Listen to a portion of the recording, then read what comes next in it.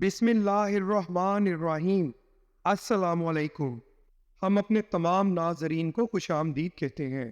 آج کی ویڈیو میں آپ کو حضرت امام حسین رضی اللہ تعالیٰ عنہ کے ولادت با سعادت کے بارے میں بتایا جائے گا اور تفصیلی بتایا جائے گا۔ ویڈیو شروع کرنے سے پہلے اپنے ناظرین سے ایک درخواست ہے کہ ویڈیو کو اینڈ تک دیکھیے گا تاکہ آپ کو اس بارے میں ساری معلومات مل سکے، اور ویڈیو کو لائک ضرور کریے گا اور اپنی قیمتی رائے کمنٹ سیکشن میں ضرور دیجیے گا۔ ابو عبداللہ شہید کربلا حضرت سیدنا امام حسین رضی اللہ تعالیٰ عنہ شعبان المعظم 4 ہجری کو اس جہان فانی میں تشریف لائے۔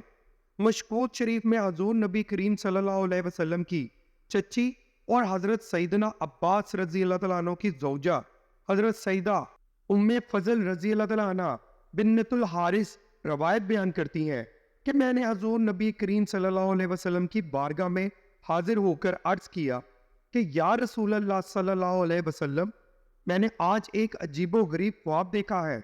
حضور نبی کریم صلی اللہ علیہ وسلم نے فرمایا کہ تم نے کیا خواب دیکھا؟ میں نے عرض کیا کہ یا رسول اللہ صلی اللہ علیہ وسلم، میں نے دیکھا کہ آپ صلی اللہ علیہ وسلم کے جسم مبارک کا ایک ٹکڑا کاٹ کر میری گود میں رکھ دیا گیا ہے۔ حضور نبی کریم صلی اللہ علیہ وسلم نے فرمایا کہ تم گھبراؤ نہیں، یہ تو بہت ہی نیک خواب ہے، اور اس کی تعبیر یہ ہے کہ میری جگر گوشہ فاطمہ رضی اللہ تعالیٰ عنہ کے ہاں ایک بیٹا ہوگا جسے تم اپنی گود میں لوگی۔ چنانچہ اس واقعے کے بعد جب 4 ہجری میں حضرت سیدنا امام حسین رضی اللہ تعالیٰ عنہ دنیا میں تشریف لائے تو اس وقت آپ رضی اللہ تعالیٰ عنہ کے بڑے بھائی حضرت سیدنا امام حسن رضی اللہ تعالیٰ عنہ جو کہ والدہ ماجدہ کا دودھ پیتے تھے، تو حضور نبی کریم صلی اللہ علیہ وسلم نے حضرت سیدنا امام حسین رضی اللہ تعالیٰ عنہ کو حضرت ام فضل رضی اللہ تعالیٰ عنہ کی گود میں ڈال دیا، اور یوں حضرت ام فضل رضی اللہ تعالیٰ عنہ نے آپ رضی اللہ تعالیٰ عنہ کو دودھ پلایا۔ حضرت ام فضل رضی اللہ تعالیٰ عنہ کو حضرت سیدنا امام حسین رضی اللہ تعالیٰ عنہ سے والہانہ محبت تھی، اور آپ رضی اللہ تعالیٰ عنہ نے حضرت سیدنا امام حسین رضی اللہ تعالیٰ عنہ کی پرورش حقیقی ماں کی طرح کی، اور اپنا آرام و سکون آپ رضی اللہ تعالیٰ عنہ پر قربان کر دیا۔ حضرت سیدنا امام حسین رضی اللہ تعالیٰ عنہ کی پیدائش کے بعد والد ماجد امیر المومنین حضرت سید علی مرتضیٰ رضی اللہ تعالیٰ عنہ نے آپ رضی اللہ تعالیٰ عنہ کا نام حرب رکھا۔ روایات کے مطابق جب حضور نبی کریم صلی اللہ علیہ وسلم کو آپ رضی اللہ تعالیٰ عنہ کی پیدائش کی خبر ہوئی تو آپ صلی اللہ علیہ وسلم اسی وقت حضرت سیدنا فاطمہ رضی اللہ تعالیٰ عنہ کے پاس تشریف لے گئے اور آپ رضی اللہ تعالیٰ عنہ کو گود میں اٹھا کر پیار کیا۔ پھر آپ صلی اللہ علیہ وسلم نے دائیں کان میں اذان اور بائیں کان میں تکبیر کہی، پھر اپنا لعاب دہن منہ میں ڈالا اور دعائے خیر فرماتے ہوئے آپ صلی اللہ علیہ وسلم نے نام مبارک حسین رضی اللہ تعالیٰ عنہ رکھا۔ پھر 7ویں روز آپ رضی اللہ تعالیٰ عنہ کا عقیقہ کیا اور بال اتروا کر ان کے وزن کے برابر چاندی خیرات کی۔ حضرت سیدنا امام حسین رضی اللہ تعالیٰ عنہ نے اپنے بچپن کے 7 برس حضور نبی کریم صلی اللہ علیہ وسلم کی صحبت پائی۔ آپ رضی اللہ تعالیٰ عنہ اور حضرت سیدنا امام حسن رضی اللہ تعالیٰ عنہ کی تربیت میں حضور نبی کریم صلی اللہ علیہ وسلم نے کسی قسم کی کوئی کمی نہ چھوڑی، اور دونوں بھائی بچپن سے ہی حضور نبی کریم صلی اللہ علیہ وسلم کے بہترین اخلاق کا نمونہ تھے۔ حضور نبی کریم صلی اللہ علیہ وسلم حسنین کریمین رضی اللہ تعالیٰ عنہ کو اپنے ساتھ رکھتے اور انہیں ہر چیز کے آداب سکھاتے تھے۔ یہی وجہ ہے کہ حسنین کریمین رضی اللہ تعالیٰ عنہ سے بھی حضور نبی کریم صلی اللہ علیہ وسلم کی کئی احادیث مروی ہیں۔ بخاری شریف کی ایک روایت کے مطابق حضور نبی کریم صلی اللہ علیہ وسلم کی خدمت میں زکوٰۃ کی کچھ کھجوروں کا ایک ٹوکڑا لایا گیا۔ آپ صلی اللہ علیہ وسلم انہیں تقسیم فرمانے کا ارادہ رکھتے تھے کہ حضرت سیدنا امام حسین رضی اللہ تعالیٰ عنہ جو کہ ابھی چھوٹے تھے آئے اور ایک کھجور کو اٹھا کر منہ میں ڈال لیا۔ آپ صلی اللہ علیہ وسلم نے وہ کھجور حضرت سیدنا امام حسین رضی اللہ تعالیٰ عنہ کے منہ سے نکالی اور فرمایا کہ میرے اہل بیت کے لیے زکوٰۃ حرام ہے۔ پس اس دن کے بعد حضرت سیدنا امام حسین رضی اللہ تعالیٰ عنہ نے اپنے نانا حضور نبی کریم صلی اللہ علیہ وسلم کی بات ذہن نشی کر لی، اور پھر کبھی اہل بیت کی سیادت پر حرف نہ آنے دیا۔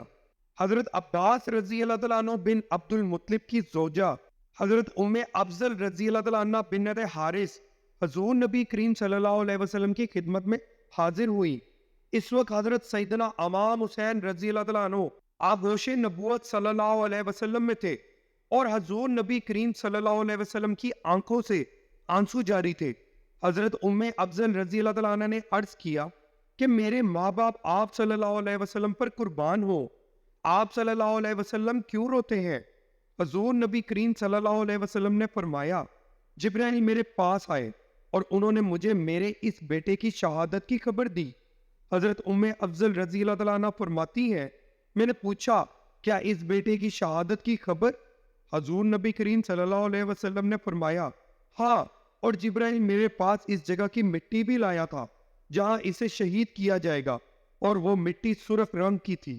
ام المومنین حضرت سلمہ رضی اللہ تعالیٰ عنہ فرماتی ہیں، ایک دن حضور نبی کریم صلی اللہ علیہ وسلم میرے گھر کافی عرصے بعد تشریف لائے، اور میں نے دیکھا کہ آپ صلی اللہ علیہ وسلم پریشان ہیں اور آپ صلی اللہ علیہ وسلم کے بال غبار آلود ہیں۔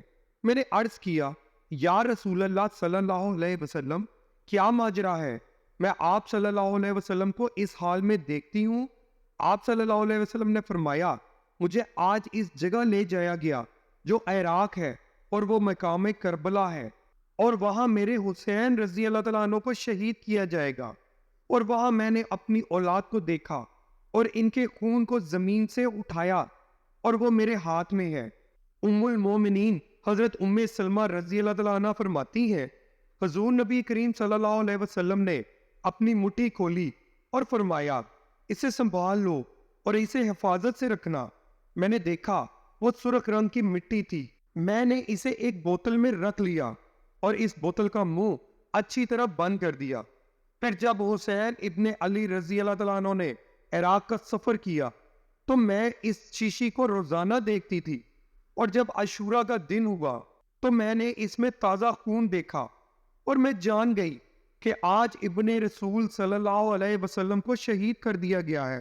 اور پھر جب آپ رضی اللہ تعالیٰ عنہ کی شہادت کی خبر ملی تو وہ عاشورہ کا ہی دن تھا، اور اس وقت آپ رضی اللہ تعالیٰ عنہ کی عمر مبارک 57 برس تھی۔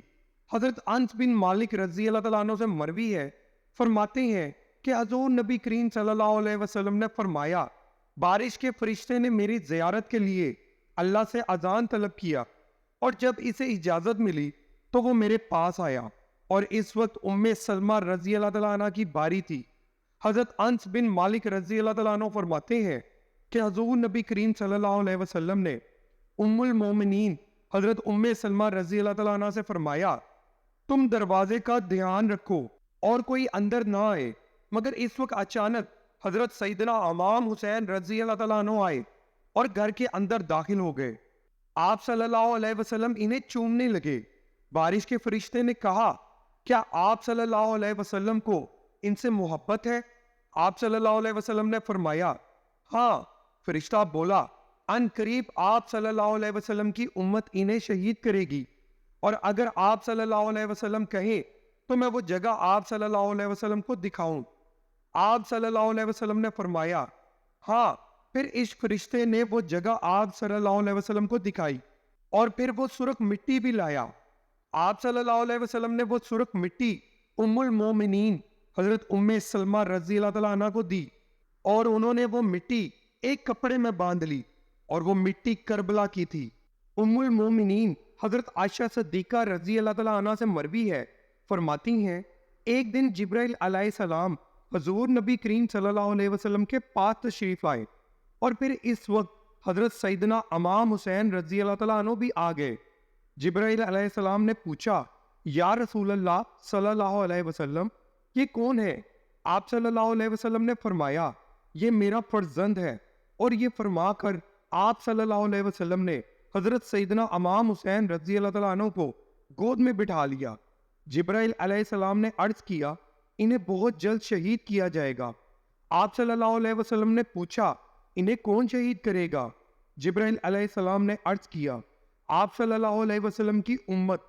پھر جبرائیل علیہ السلام نے عرض کیا، اگر آپ صلی اللہ علیہ وسلم حکم دیں تو میں وہ جگہ بتاؤں جہاں انہیں شہید کیا جائے گا۔